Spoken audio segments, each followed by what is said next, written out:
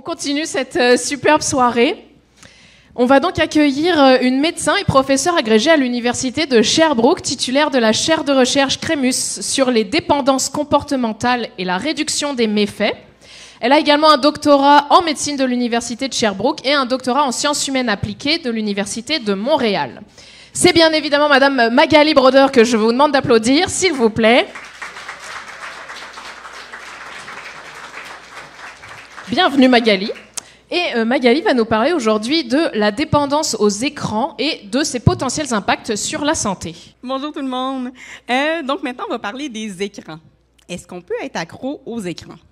C'est la question qu'on va se poser aujourd'hui. Avant de commencer, je vous invite tout le monde à réfléchir à combien de temps vous passez devant un écran chaque jour. On peut même y aller à main levée, si vous voulez. Donc, est-ce que c'est 1 heure par jour? 2 heures? 3 heures? OK. On va monter. 5 heures? 7 heures? Oh, OK. 10 heures? Oh!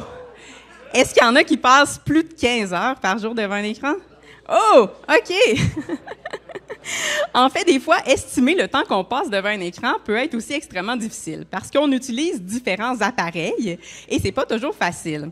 Donc maintenant, je vous invite à penser au temps que vous passez devant votre téléphone intelligent.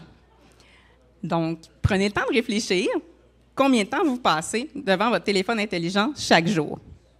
Là, ce qu'on va faire, c'est un peu le choc de la réalité. Ceux qui ont leur téléphone intelligent avec eux, sortez-le, votre poche. On vous autorise maintenant à le regarder.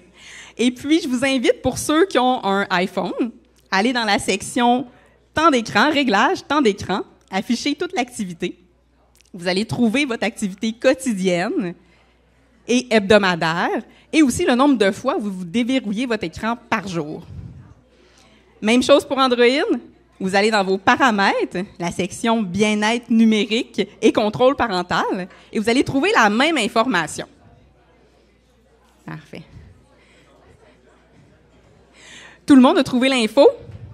Parfait. Est-ce que vous étiez un peu à côté de la plaque? Des fois, notre estimation peut être un peu erronée. Des fois, on peut être un peu gêné même par les résultats. Parfois, on était vraiment pile-poil sur notre estimation. Et parfois, certains, mais ça peut aussi les préoccuper. Et puis, c'est de ça qu'on va parler aujourd'hui, justement, des écrans. Saviez-vous qu'au Canada, les adultes passent en moyenne 11 heures par jour devant un écran? Donc, vous pouvez maintenant vous comparer avec les chiffres que vous avez mentionnés tantôt. Et puis, ça veut dire que une fois qu'on a dormi là, 8 heures dans notre journée, ça veut dire qu'on passe 70 de notre temps devant un écran. Et puis, sur ce nombre-là, sur ces 11 heures-là qu'on passe devant un écran, on en passe au moins 2 devant les médias sociaux. C'est quand même assez phénoménal. Pour le meilleur et pour le pire, Internet et les écrans font partie intégrante de nos vies. Hein? On peut tout faire sur Internet. On y va pour travailler, faire nos loisirs, nos transactions bancaires, nos achats, rencontrer l'âme sœur. On peut le faire à partir d'une panoplie d'appareils intelligents. Donc, les montres, les téléphones, les ordinateurs, les consoles de jeux, les télévisions. On est connecté en tout temps. On peut recevoir nos notifications dans la douche, quand on fait notre jogging, même la nuit, là, quand on est couché. On est constamment connecté. Et savez-vous combien de fois par jour le propriétaire moyen de iPhone déverrouille son appareil? Là, vous avez vos chiffres. Tantôt, vous avez regardé. Donc là, maintenant, on a le résultat. L'utilisateur moyen de iPhone déverrouille son appareil 80 fois par jour. Ça veut dire qu'une fois toutes les 12 minutes, on prend notre téléphone, on regarde, est-ce que j'ai reçu un courriel? Est-ce qu'il s'est passé quelque chose sur les médias sociaux? Est-ce que j'ai eu une notification? Et puis, pour les milléniaux, ça va jusqu'à 150 fois par jour. Donc, ça veut dire 1 fois toutes les 6 minutes. C'est phénoménal. Ça l'amène à la question, est-ce que vous êtes capable de faire une pause? Pour la plupart des gens, pour beaucoup de gens, faire une pause, c'est tout à fait normal. Ils vont arriver le soir à la maison, ils vont laisser leur téléphone intelligent sur la table dans l'entrée. Il n'y a pas de problème. Ils vont le récupérer le lendemain matin. Il n'y a pas d'enjeu. Ils vont partir en vacances, vont laisser tous les appareils intelligents à la maison. Puis ensuite de ça, ils vont pouvoir se reconnecter là, au retour. Mais pour beaucoup de gens, c'est quelque chose qui est un petit peu plus difficile. On vit une petite anxiété quand on est loin de notre téléphone. Et puis, on n'est pas capable de faire une pause. On essaie, mais c'est vraiment difficile. Mais à ce moment-là, il y a une question à se poser. Est-ce qu'on est vers la dépendance, la cyberdépendance? Puis la cyberdépendance, c'est une dépendance comportementale. C'est quoi une dépendance comportementale? C'est toutes les dépendances qui sont sans substance. Donc, on connaît tous les dépendances avec substance, comme par exemple, on pense à l'alcool, aux drogues comme le cannabis ou encore la cocaïne ou les médicaments comme le fentanyl. Les dépendances comportementales, en fait, il n'y a pas de substance, c'est un comportement. On pense à Internet, les médias sociaux, les jeux vidéo ou encore les jeux d'hasard et d'argent comme les paris sportifs ou le poker. En fait, dans les dépendances, autant comportementales qu'avec substance, c'est un peu le même mécanisme qui se produit au niveau physiologique. C'est pour ça qu'on les met dans la famille des dépendances. Donc, c'est vraiment au niveau du circuit de la récompense qu'on a au sein de notre cerveau, qu'il y a un petit dérèglement qui se fait. Puis, l'hormone du plaisir, la fameuse hormone du plaisir, la dopamine, qui entre en ligne de compte. Et puis là, le cerveau lui a compris que ça faisait plaisir de soit consommer la substance ou de faire l'activité. Et puis là, ça part, et puis on en fait de plus en plus. On se retrouve dans un cycle qui s'apparente, c'est ça, qui est de dépendance. Il y a des conséquences importantes associées aux dépendances comportementales. Il y a des impacts sur la santé physique. Ça peut être la sécheresse oculaire, on passe beaucoup de temps devant un écran. Ça peut ensuite aussi être des maux de tête, les céphalées, des maux de dos. On peut aussi avoir des conséquences associées à la sédentarité. On va rester assis, c'est ça, le plus longtemps. On peut développer, par exemple, l'obésité, l'hypertension. Mais il va aussi avoir des conséquences sur notre santé mentale. On peut éprouver de la détresse psychologique, avoir notre sommeil qui est affecté. Les troubles dépressifs, troubles anxieux, ça peut aussi avoir un impact sur nos proches. Nos proches peuvent sentir aussi de la détresse psychologique en lien avec notre usage, par exemple, des écrans ou d'Internet. Ça peut créer aussi des conflits dans les familles. Ça peut créer des conflits aussi avec les amis ou même au travail. Et puis, en bout de ligne, ça peut même mener à des situations extrêmement tragiques. Donc, on peut avoir des idées suicidaires et même parfois faire des tentatives de suicide. Et parfois même, on peut se retrouver dans des situations où il y a des suicides complétés. Et puis ça, c'est extrêmement triste parce que ça arrive quand même assez fréquemment. Il y en a peut-être d'entre vous qui connaissez l'histoire, justement, du fils de l'homme d'affaires, Alexandre Taillefer. Donc, son fils, Thomas, qui avait 14 ans, était aux prises avec la cyberdépendance. Donc, lui, c'est une dépendance aux jeux vidéo. Et puis, en décembre 2015, il s'est enlevé la vie en laissant sur l'ordinateur un seul mot, « bye ». Il y a un documentaire qui existe sur le sujet. Ceux qui veulent se sensibiliser aux dépendances comportementales, la cyberdépendance, je vous invite à le regarder pour bien comprendre les impacts que ça peut avoir sur les familles, sur les individus. Mais ce qu'il faut savoir, c'est que ça peut mener justement, c'est ça, là, à des pertes, à des décès. Et puis, ça peut être, c'est ça, là, extrêmement, c'est ça, là, tragique. Puis, les décès sont pas nécessairement uniquement tous associés au suicide. En fait, là, maintenant, je vais vous parler de thrombose veineuse puis d'embolie pulmonaire. Puis là, vous allez vous dire, OK, Magali, mais là, de quoi tu nous parles? Tu nous parlais des écrans, on ne comprend pas. Et ce qu'il faut savoir, là, on sait tous, là, quand on prend l'avion, on a tout le temps, c'est pas notre mère qui nous dit « Oublie pas, lève-toi dans l'avion, marche, bouge tes jambes, c'est important, tu peux faire des caillots dans tes jambes. » En fait, c'est vrai. Quand on reste immobile longtemps, on peut développer, c'est ça, là, des caillots dans nos jambes. Ils peuvent se déloger et aller se loger dans nos poumons. Et on peut se retrouver avec une embolie pulmonaire. Puis ça, une embolie pulmonaire, on peut en mourir. Et puis, c'est pas juste en avion que ça peut se produire. Ça peut se produire aussi quand on est immobile devant un écran pour une longue période, comme par exemple des marathons de jeux vidéo. Et puis, il y a de nombreux décès qui sont associés justement à des cas, c'est ça, d'embolie pulmonaire en lien avec la pratique, par exemple, des jeux vidéo. Et puis ici, on a le cas de Chris Staniford, c'est un jeune homme de 20 ans qui est décédé, c'est ça, de cette façon-là. Puis ses parents en ont fait vraiment leur cheval de bataille, puis font, c'est ça, la prévention auprès des familles. Mais c'est quelque chose auquel on n'est pas nécessairement sensibilisé, puis auquel on pense. Et puis c'est super important, c'est ça, d'être sensibilisé à cette question-là, parce que les dépendances comportementales peuvent tuer, mais pas uniquement, c'est ça, par le suicide. Puis en fait, ce qu'il faut savoir aussi, c'est que notre usage des écrans, là, on est moins du côté des dépendances comportementales, mais saviez-vous que dans les 148 jours suivants la sortie de l'application Pokémon Go, aux États-Unis, il y a eu 256 décès sur la route. Donc, c'est quand même assez, c'est ça le majeur. C'est sûr que c'est pas l'ensemble des personnes qui qui jouaient à l'application qui avait une dépendance. Mais c'est plus de montrer l'impact que les écrans, que les applications peuvent avoir là, sur nos vies. Les conséquences sont majeures. Les coûts économiques et sociaux sont phénoménales. Par exemple, juste pour le cas des jeux d'hasard et d'argent, il a été estimé par des économistes suédois qu'ils dépassent, en fait, les revenus qui sont tirés par l'État. Donc, c'est vraiment que les coûts là, dépassent les bienfaits qu'on peut avoir là, pour la société. Puis, c'est un problème de santé publique qui est en émergence et qui préoccupe là, grandement nos acteurs. Et puis aussi au Québec, c'est une priorité là, pour notre gouvernement.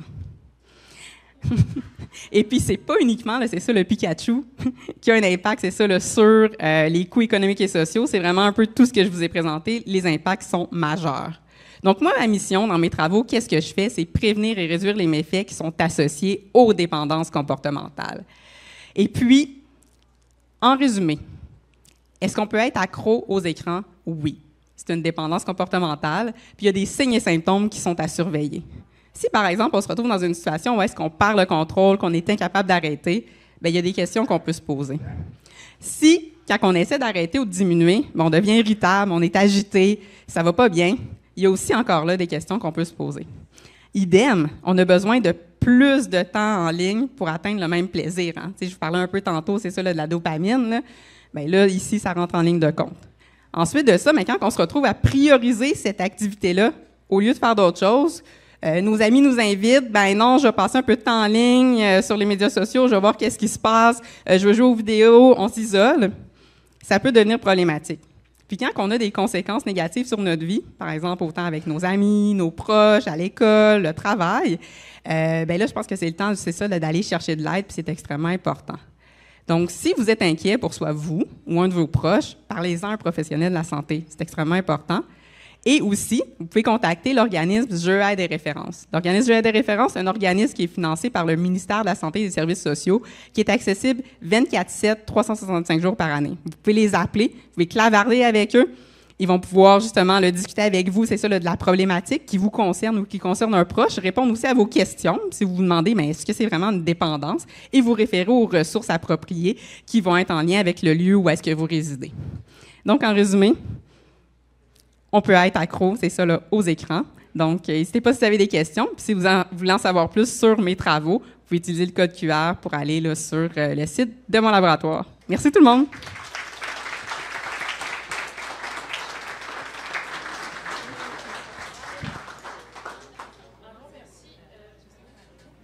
Pardon. Un grand merci Magali pour ta présentation. C'est vraiment super intéressant. Puis c'est pas un sujet qui est traité si souvent que ça non plus. La cyberdépendance. Est-ce qu'on aurait des questions dans l'auditoire, à main levée ou au micro? Je vois quelqu'un au fond. C'est grand, ça. C'est pas fait pour les petits, hein. J'ai une question. Genre, si la personne joue aux jeux vidéo, mais avec des amis, comment gérer cette partie-là? Ben, en fait, c'est sûr qu'il y a plein d'aspects qui peuvent être positifs associés avec l'usage là, des écrans. T'sais, on peut le faire, oui, c'est ça, là, avec des amis. Ça peut être quelque chose qui peut aussi être social. Il y a des bienfaits aussi qui sont associés. Il n'y a pas uniquement des impacts qui sont négatifs. Mais on peut quand même aussi, c'est ça, là, développer une dépendance. Et puis, on peut quand même se retrouver aussi dans une situation qui peut être problématique. Comme par exemple, on peut consommer de l'alcool avec des amis, mais on peut aussi avoir un trouble lié à l'usage, c'est ça, là, de l'alcool. Mais des fois, ça peut permettre d'atténuer, mais ça dépend un peu dans quel milieu on va évoluer. Deuxième question, je t'en prie. J'ai une question concernant la Parle un peu plus proche du micro, si tu peux. Allô, allô? Ouais. J'ai une question concernant les politiques de santé sociale. Je viens d'un petit village où on peut acheter du lait à la ferme. Et quand je suis arrivé ici, je voulais faire pareil. Et on m'a dit, mais surtout pas, c'est très dangereux. Et ensuite, je me suis rendu compte que je pouvais très bien acheter 20 grammes de marijuana, 1 litre de vodka et puis un forfait 100 gigas. Mais ça, par contre, c'est pas dangereux.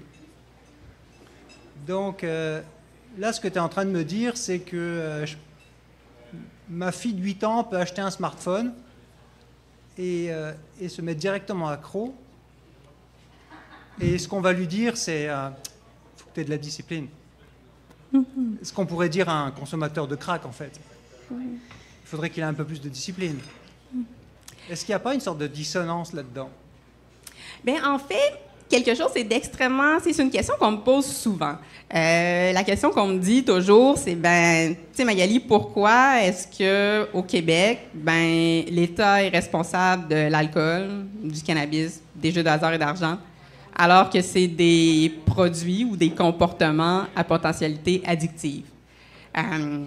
Effectivement, il y a des impacts, c'est ça, là, sur la santé des individus. Mais en fait, ce qu'il faut savoir, c'est que des fois, il y a comme une espèce d'équilibre qu'il faut créer au niveau des politiques publiques. Tu sais, dans le passé, on a essayé la prohibition. La prohibition, mais interdire les choses, ça fonctionne pas. On a essayé au Canada, entre autres, pour les jeux de hasard et d'argent, pour l'alcool.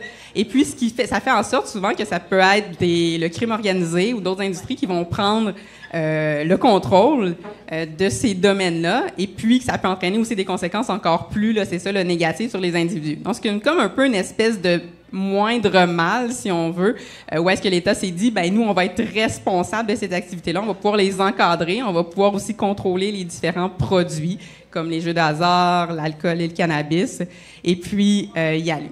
Donc, oui, c'est certain que ça peut paraître, c'est ça, un peu paradoxal. On essaie de développer des règles pour encadrer, justement, c'est ça, là, les pratiques des individus. Encore, on le voit là, récemment avec l'interdiction des téléphones, c'est ça, là, dans les écoles secondaires.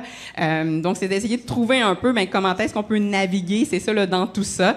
Mais on peut pas, tu sais, comme les éliminer demain matin, tu sais, puis se dire, bon, là, il n'y a plus rien qui va être addictif. Donc, voilà. Je vois quelqu'un derrière. Oui, je t'en prie. Bonjour. Moi, j'ai une question concernant les facteurs personnels et collectifs qui puissent être soit des facteurs de risque ou de protection à développer des dépendances comportementales. Est-ce que vous en connaissez? Oui, totalement. Merci beaucoup pour votre question. En fait, oui, il y a différents facteurs qui peuvent contribuer, qui peuvent nous mettre plus à risque de développer ou de présenter, par exemple, une dépendance comportementale. Il y a des éléments au niveau de la génétique. Donc, ça peut être parfois, tu sais, dans notre famille, il y a des antécédents de dépendance et puis on va être un peu plus à risque de présenter une dépendance autant que comportementale ou qu'avec substance. On peut aussi nous-mêmes présenter un autre trouble de santé mentale concomitant, comme par exemple un trouble dépressif, un trouble anxieux, qui peut aussi nous mettre à risque de dépendance. Un bon exemple, c'est l'exemple du trouble lié aux jeux de hasard et d'argent. Là, on parle de paris sportifs et tout. Où est-ce que dans cette pathologie-là spécifique, jusqu'à 96% des gens présentent au moins un trouble de santé mentale concomitant, et puis 64% au moins 3. Donc, c'est rare que ça se présente seul. Donc, c'est un autre élément qui peut nous mettre, là, c'est ça, là, à risque. Des fois, ça peut être aussi le parcours de vie, il peut avoir plein de choses. Ça peut être aussi l'environnement dans lequel on va évoluer. Donc, il y a vraiment plusieurs facteurs qui vont se mettre tous ensemble pour justement nous mettre dans une situation où est-ce qu'on va être plus à risque de développer une dépendance. Un grand merci, Magali, pour ta présentation et ta réponse aux questions super instructives. Merci beaucoup.